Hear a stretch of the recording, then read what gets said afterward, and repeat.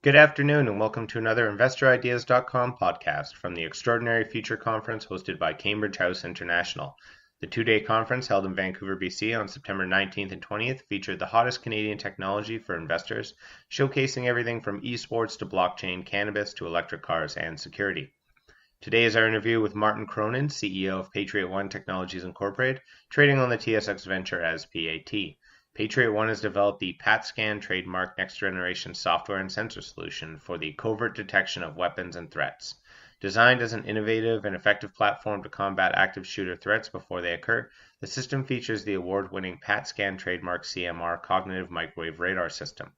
Built for cost-effective deployment in weapon-restrictive buildings and facilities, the Patriot software solution and related hardware systems can be installed at key access points to covertly identify weapons and to alert security for the intervention of active threats before they commence. We sat down to talk with Martin regarding Patriot Technologies and their future in the threat detection sector. Here with Martin Cronin from Patriot Technologies Incorporated. Martin, if you could just give me a brief sort of overlay of the company and the market that you're in. Yes, sure. So Patriot Technologies is in the business of public safety through threat detection. So what we have is technology for the detection of concealed weapons, whether guns, knives, bombs.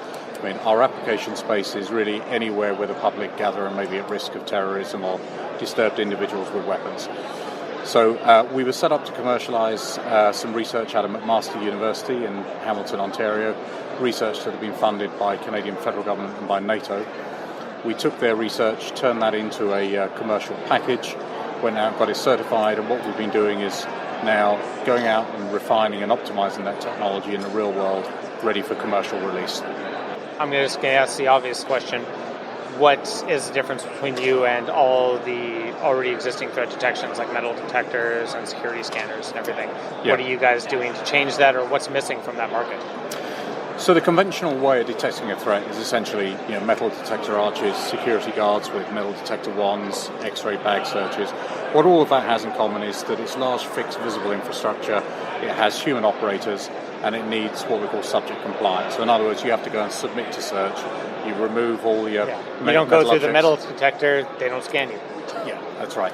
And so, that technology can be effective in detecting weapons. I mean, it's quite hard to get a gun or a knife on board an aircraft now. However, that doesn't stop attacks from happening. So if you think about somewhere like the Brussels airport attack, it's got all those security screening measures, but terrorists still went into that airport and murdered dozens of people. Because large fixed visible security infrastructure is something that you have to go to and submit to search. Our approach is to embed sensors in ways to allow covert passive detection so that people can go about their lives unimpeded. They don't have to submit to search. They don't have to divest themselves of other items. However, as they pass by these sensors, real-time determination of a threat can take place. Give me a brief overlay of that technology or some examples of some of the things you guys have already worked on.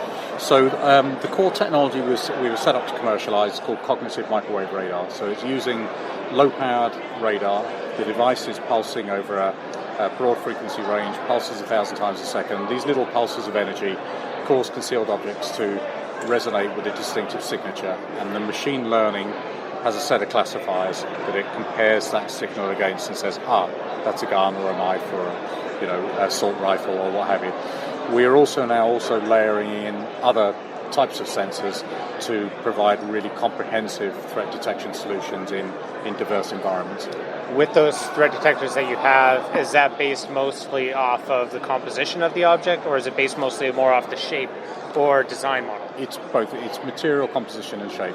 So if you think about radar's not, it's not new. It's been around 70 years. Yep. And the principle is that certain materials reflect the radar signal strongly, others allow the absorption of that signal. So when that reflected signal comes back, it's based on material composition and shape. What we layer onto that is being able to do that at very, very low power with very small pieces of equipment, and then we layer on machine learning to interpret the signal. So a human operator is not having to look at an oscilloscope and say, I think there's a weapon there. Algorithms are way better at doing that determination. And if someone were to utilize this technology, are they going to be For instance, say this is in an airport. Yeah. Are they going to pick up an individual person or a rough spectrum area, or how are those threats detected, for instance, for the user who's using them?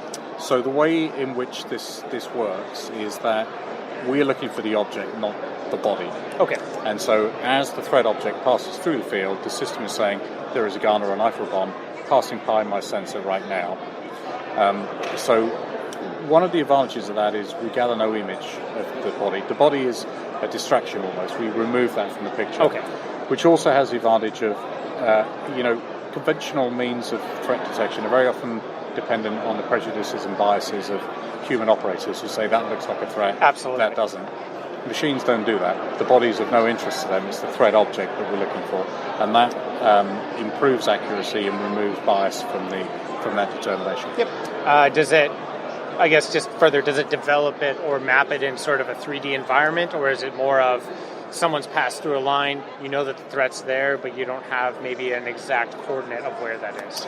Well, what we do, because the detection is real time, we say passing by the sensor, which is here, across the sensor, there's a weapon passing through. If you link that to a camera system, you can see who's the person who's triggered it. So. And would you have, say, multiple sensors across different sort of paths? So Yeah, that way you're getting essentially a cross-section map. Yeah, absolutely. And as I say, we are layering in other sensor feeds as well, so that we have both redundancy and higher accuracy by doing visual analytics, by doing ferromagnetic detection, by doing RF-based detection. So it's a multitude of technologies all working in tandem. Yeah. So what we are, our secret sauce is the software, the algorithms, the platform. So what we are is a security solution provider rather than a technology. Yeah, that's a smart. I love the idea of that concept, just because I know that even a lot of the experts. School shootings are a massive thing in the United States, obviously. They're on the news all the time. And a lot of the experts are saying one of the biggest factors is the planning element. For instance, what you're talking about of how security is fixed structures. Yeah. So someone who's going to go do something knows where the metal detectors are. They know where the security guards are and everything. But this eliminates the planning phase, which does create a higher threat level for the person doing the planning. Yeah. Because they now no longer know where they're being tracked. That's right. It's highly disruptive of the planning. That's right. Yeah. Are you guys based primarily then in North America or globally? Yep, or? we're a Canadian company, and most of our R&D happens in Ontario, in Toronto and Ottawa, but we also work with the University of British Columbia. The company was founded in BC, and our board of directors are based in BC. We have an operation in Las Vegas. We have a development center in the Westgate Resort, because that's a great learning environment for us. Absolutely. We're shortly going into the University of North Dakota, which is another great test environment for us because it's a municipality in its own right. So we've got a variety of places where we're doing the testing and optimization, but we're a Canadian company. So and you guys are publicly traded right now? We are. We're on TSX Venture. We went public in October 2016. Got a market cap of about 180 million. What's the stock symbol, just so I can... PAT. So PAT? TSX.V. Perfect.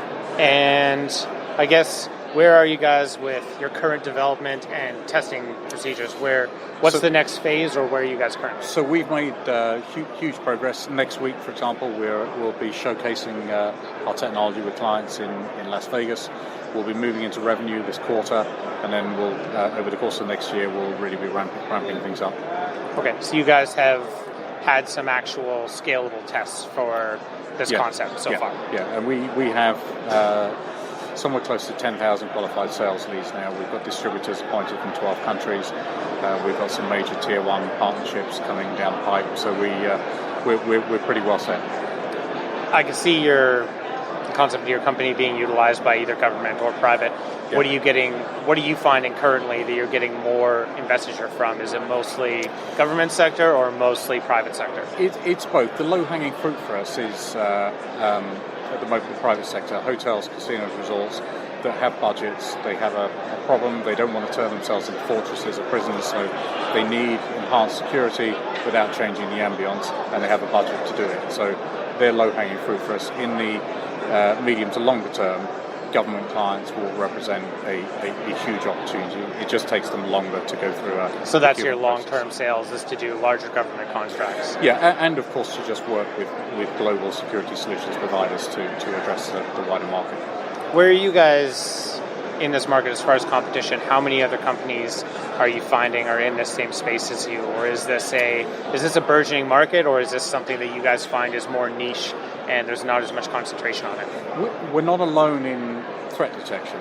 Our niche, which we regard as being a very significant niche, is that we can do covert passive detection, so unseen detection without a human operator needed on the spot, without the subject needing to comply with a search, divest themselves of items. So covert passive detection, we're in a smaller company niche. of one. Okay. And as I say, we're now going through this transition of elevation from being a technology to being a multi-layered solution, and that I think will also be a differentiating factor.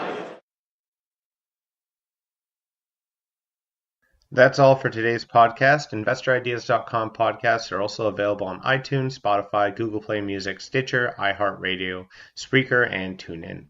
If you'd like to be a guest or sponsor of this podcast, please contact InvestorIdeas.com. And Investor Ideas reminds all listeners to read our disclaimers and disclosures on the InvestorIdeas.com website, and this podcast is not an endorsement to buy products or services or securities. Investors are reminded that all investments involve risk and possible loss of investment. For disclosure purposes, Patriot One Technologies is an ongoing paid news and social media company on InvestorIdeas.com. Learn more about costs of our newswire services at www.investorideas.com/news-upload.